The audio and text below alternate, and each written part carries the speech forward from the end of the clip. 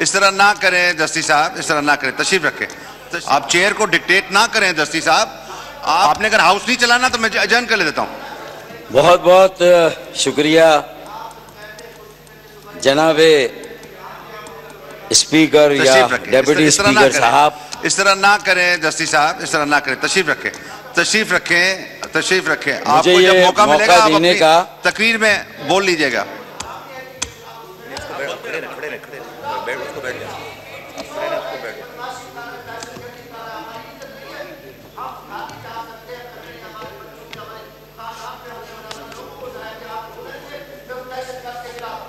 आप चेयर को डिक्टेट ना करें दस्ती साहब। आप ये बदमाशी तो फिर आप कर रहे हैं। आप चेयर को डिक्टेट करना चाह रहे हैं, ये नहीं होगा। आपने अगर हाउस नहीं चलाना तो मैं अजर्न कर ले देता हूं।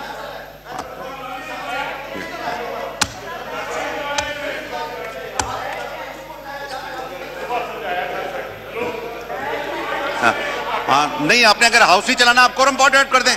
हाँ,